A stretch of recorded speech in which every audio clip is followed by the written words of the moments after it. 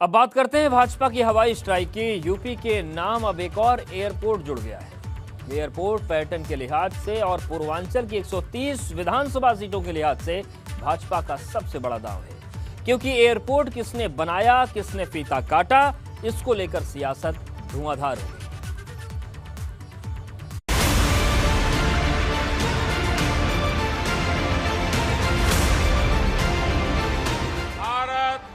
की चुनाव से पहले भाजपा की हवाई स्ट्राइक। पूर्वांचल में होगी धुआंधार फायर। यूपी को नवे एयरपोर्ट की सौगात, क्या 22 में बनेगी बात? योगी मोदी का बुद्धम शरणम गच्छामि प्लान। कुशीनगर इंटरनेशनल एयरपोर्ट के जरिए पूरी दुनिया से करोड़ों बुद्ध अनुयायियों को यहां आने का अवसर मिलेगा, उनकी यात्रा आसान होगी। यह कुशीनगर का एयरपोर्ट न केवल उत्तर प्रदेश की दृष्टि से बल्कि पश्चिमोत्तर बिहार और नेपाल की दृष्टि से भी अत्यंत महत्वपूर्ण एयरपोर्ट साबित होगा। यह हवाई अड्डा कुशीनगर का भारत के ऐसे 8 मुख्य बौद्ध स्थल को जोड़ने जा रहा है और एक आध्यात्मिक उद्देश्य हर भक्त का पूरा करने के लिए एक माध्यम बनने जा रहा है। आज की यूपी चुनाव से ठीक पहले कुशीनगर को इंटरनेशनल एयरपोर्ट की सौगात देकर केंद्र की मोदी सरकार और सूबे की योगी सरकार ने पुरविया दांव चल दिया है। 260 करोड़ रुपए की लागत से तैयार हुआ यह एयरपोर्ट उत्तर प्रदेश का तीसरा इंटरनेशनल एयरपोर्ट होगा। ये पर्यटन के लिहाज से और पूर्वांचल की 103 विधानसभा सीटों के लिहाज से भाजपा का सबसे बड़ा दांव है।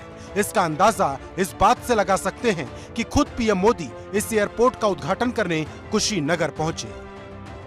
उत्तर प्रदेश एक ऐसा प्रदेश है जहां पग पग पर तीर्थ है और कण कण में ऊर्जा है। कुशीनगर इंटरनेशनल एयरपोर्ट का रनवे 3.2 किलोमीटर लंबा और 45 मीटर चौड़ा है, जो यूपी का सबसे लंबा रनवे है।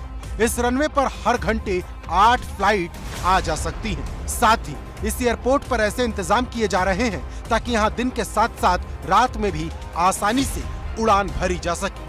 5 मार्च 2019 को एयरपोर्ट अथॉरिटी ऑफ इंडिया और यूपी सरकार के बीच समझौता हुआ था।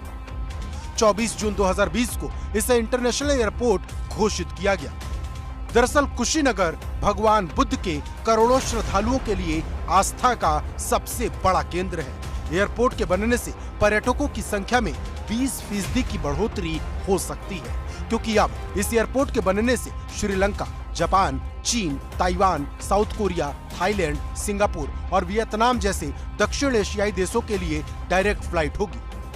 यहाँ आने वाले यात्री लुम्बिनी, बोधगया, सारनाथ और कुशीनगर की यात्रा कर सकेंगे। इसके साथ ही श्रावस्ती, कौशाम्बी, संकीशा, राजगीर और वैशाली की यात्रा भी कम समय में पूरी होगी। उत्तर प्रदेश देश के अंदर एयर कनेक्टिविटी की दृष्टि से एक बेहतरीन स्थिति में आगे बढ़ा है। यह न केवल हमें उत्तर प्रदेश के विकास को बल्कि पर्यटन सुविधाओं को आगे बढ़ाने के लिए और उसके माध्यम से रोजगार की संभावनाओं को विकसित करने का भी हमारे लिए एक सशक्त माध्यम बना है।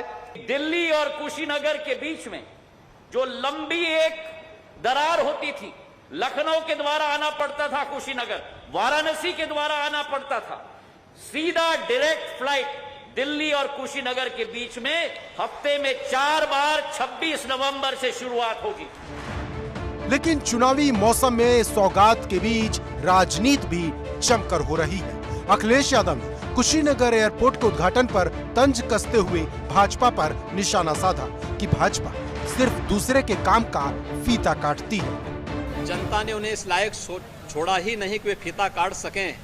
फीता काटने के लिए पुरुषार्थ चाहिए और पुरुषार्थ और परिश्रम हमने किया है, तो स्वाभाविक रूप से फीता भी हम ही काटेंगे। लेकिन सवाल बड़ा है कि क्या हर चीज को चुनावी चश्मे से देखना सही है? क्योंकि ये तो उद्घाटन की सिर्फ शुरुआत है। चुनाव आते जाते न जाने कितने फीते कटेंगे, क्योंकि स्वास्थ्य के क्षेत्र में यूपी सरकार अपना डंका बजा रही है। सरकार का दावा है कि उसने 32 नए मेडिकल कॉलेज बनाए। 25 अक्टूबर को पीएम मोदी पूर्वी यूपी के मेडिकल कॉलेज का लोकार्पण करेंगे। मतलब एकदम साफ है, हवाई स्ट्राइक हो या मेडिकल की बात, हर मोर्चे पर भाजपा सरकार जनता को यह संदेश देने में जुटी है कि जो अब तक नहीं हुआ था वो अब हो रहा है। Bureau report, ABP Ganga.